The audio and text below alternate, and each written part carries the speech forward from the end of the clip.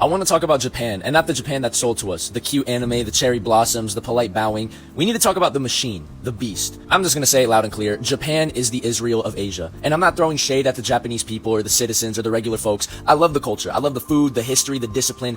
But I'm talking about the regime, the elite, the people pulling the strings. And I'm talking about the history books that got scrubbed clean, the lies that were told, and all the atrocities that got swept under the rug like they never happened. Because when you look at it, the parallels are fucking scary.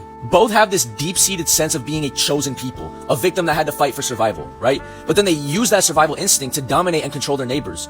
Both have a government that knows how to spin a narrative. Both have a history of brutal expansionism that was justified as liberation or protecting the motherland. But I gotta keep it a bean about what Japan did. The history books in Japan don't tell you about the 3 alls policy. Kill all, burn all, loot all. They don't tell you about Unit 731, where they performed live dissections on people, tested chemical weapons on civilians, and froze people to death just to see how long it would take. They don't tell you about the Nanking Massacre, where they literally raped and slaughtered hundreds of thousands of people, men, women, children, turning the city into a living hell. They don't tell you about the comfort of women, thousands of women, young girls, forced into sexual slavery, taken from Korea, China, the Philippines, Indonesia, kept in comfort stations, and raped day after day until their bodies gave out. They don't tell you about the forced labor, millions of people from across Asia put to work in mines and factories under brutal conditions, many of whom died. Their lives were worth nothing to the Japanese war machine. And what do they get in return? They get called hardworking, peace-loving, economically successful. They get to be the good guys in the narrative. They get to sell their cars and electronics to the very people they destroyed, and nobody bats an eye. They get to play the victim of the atomic bombs, which was a horrific tragedy, don't get me wrong,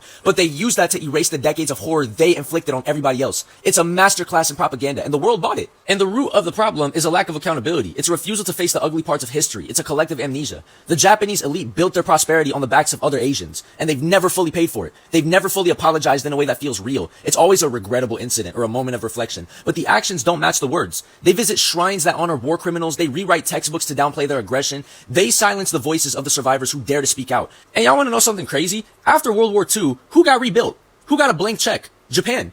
The United States, in its infinite wisdom, decided to rebuild its former enemy, pouring billions into the Japanese economy, turning them into an economic powerhouse. They gave the Japanese citizens before they gave the slave descendants and the indigenous people their reparations, after slavery and the genocides. Japan got infrastructure, they got technology, they got a leg up on the entire world, all on the dime of the very nation that defeated them. They got reparations from their conqueror. Now let's look at Vietnam. What did Vietnam get after the United States dropped more bombs on them than all sides combined in World War II? What did they get after Agent Orange poisoned their land and their people for generations? What did they get after millions of their civilians were killed? Fucking nothing. They got a trade embargo. They got isolation. They got treated like a pariah state for daring to win a war against a global superpower. That's what the hypocrisy is. You reward the aggressor who attacked you and punish the victim who dared to resist you. That's the world we live in. A world built on double standards and selective memory. That's what I want to talk about for this video. I want to talk about all the shit that gets glossed over because it doesn't fit the technological genius narrative. They talk about the greater East Asia co-prosperity sphere like it was some noble mission, but it was just a fancy name for a brutal colonial empire. They stripped Korea of its language, its culture, its very identity, forcing people to take Japanese names and bow to their emperor.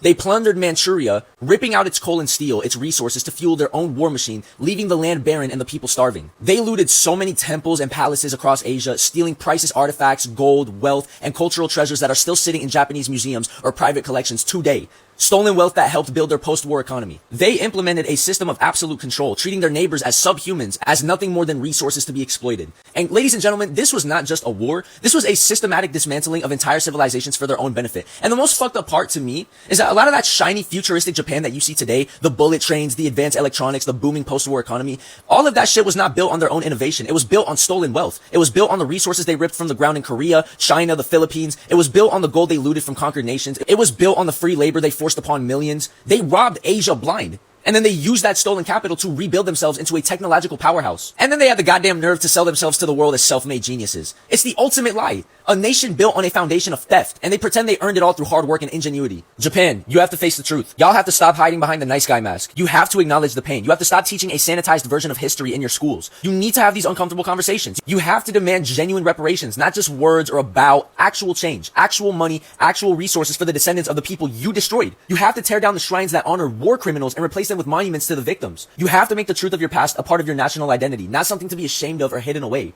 I'm not making this video to send hate to Japan. This whole video is about justice and healing. Until you own your full history, you can't own your future. Asia is gonna remain divided. You're gonna remain hated. Everyone in Asia is gonna just keep attacking you guys, and you guys are gonna stay divided. So stop lying. Be real. Anybody from Asia watching this video that suffered, listen, I get it. That's the whole reason I wanted to shed light during this video, because I see y'all, I hear y'all, I genuinely believe your pain and your anger is valid and justified. And you guys don't have to forgive if you don't want to. You don't have to move on if you're not ready. But you do need to know that, bro, it's okay.